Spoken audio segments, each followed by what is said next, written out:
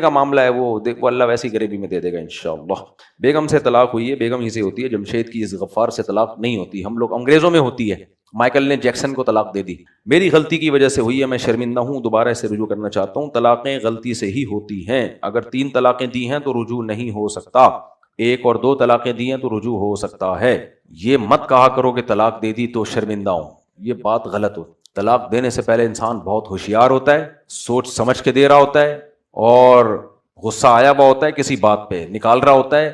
پھر مردوں کے پاس یہ اچھا بہانہ ہے تاکہ سسرال میں بدنام بھی نہ ہو, عورت کی نظر میں گنے بھی نہیں, اور کہتے ہیں اوہ ہو غصے میں ہو گیا, ایسا ہی ہے, گولی تھی ٹھن اڑا دی آپ نے, اب کیس بنے گا, پھانسی ہوگی, لٹکیں گے, یہ ہوگا, بدنامی ہوگی. ابے یار غصے میں کیا کر دیا میں, بالکل میرا ارادہ ہی نہیں تھا یار, اصل میں بس.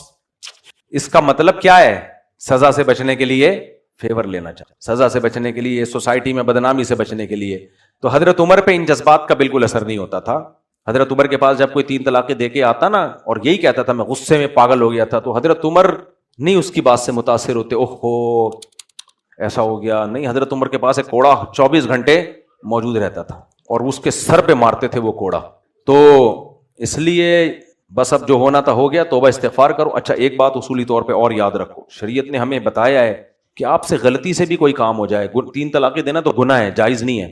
اگر ہو جائے نا 2 رکعت پڑھ کے ایک دفعہ توبہ کر لو, اس کے بعد بھول جاؤ اس گناہ کو, پھر اس پہ روتے پیٹتے نہیں رہو کہ میں نے کیا کیا. اتنی اہم بات آپ کو بتانے لگا ہوں, یہ بتا کے بس بیان ختم کرتا ہوں. شریعت مایوس نہیں کرتی آپ کو, چاہے کتنے بڑے گناہ ہو گئے ہوں. شریعت کہتی ہے آئندہ اپنا ٹریک صحیح کر لو, ماضی کو بھول جاؤ.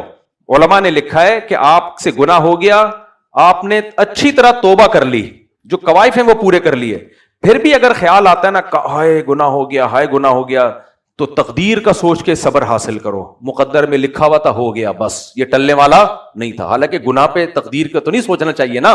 ابے کیا ہو گیا بھائی, گناہ کے بارے میں یہ سوچنا کہ تقدیر میں لکھا ہوا تھا اس لیے ہوا, یہ تو ظلم ہے نا. آپ یعنی اپنی جرم کو تقدیر کے حوالے کر رہے ہو.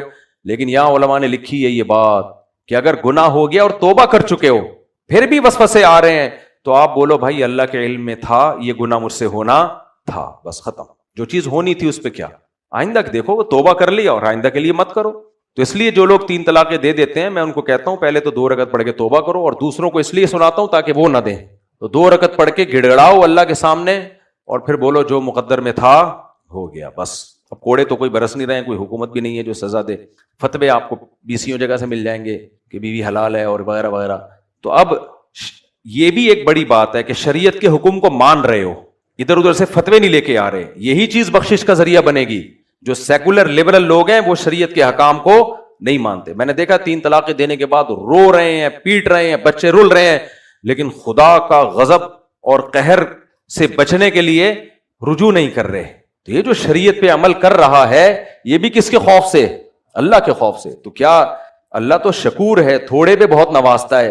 آپ اللہ کے قانون کو فالو کرنے کے لیے اہل حدیثوں سے فتویٰ نہیں لے رہے کہ نہیں مجھے خدا کو جواب دینا ہو, حالانکہ فتوے دینے والے مارکیٹ میں بہت ہیں.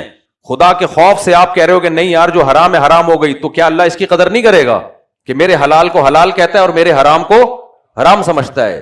تو یہ غلطی تو ہے, لیکن اس زمانے میں شریعت کے حکم پہ اس پہ قائم رہنا اور جو حرام بیوی ہے اس کو حلال کرنے کی کوشش نہ کرنا, یہ خدا کی قسم کئی مہینوں کی تہجد کی عبادت سے بہتر ہے. کیونکہ معاملات میں لوگ شریعت کو فالو نہیں کرتے, لوگ شریعت میں بس عبادت کی حد تک ہیں.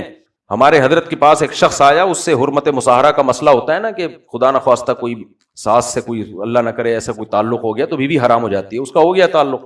اب بہت شرمندہ ہوا تو حضرت کے پاس آیا, حضرت نے فرمایا آپ کی بیوی حرام ہو گئی. جہاں جہاں اس نے فتویٰ لیا سب نے کہا بیوی حرام ہو گئی. اب غلطی تو اس سے ہوئی, لیکن اس نے کہا ایک گناہ مجھ سے اب ہوا ہے تو بیوی حرام ہو گئی, میں اس سے کیسے ریلیشن قائم کروں؟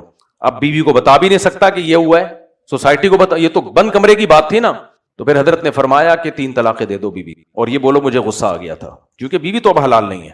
تو وہ تو اب جب ظاہر ساس سے داماد کا ریلیشن ہو جائے تو بیوی حرام. یہاں لوگ کہتے ہیں بیوی کا کیا قصور ہے؟ طلاق دیکھو اسلام میں حلال و حرام کے مسئلے میں قصور نہیں دیکھا جاتا. اگر کوئی زبان سے 3 طلاقیں نکال دے تو اس میں بیوی کا کیا قصور ہے؟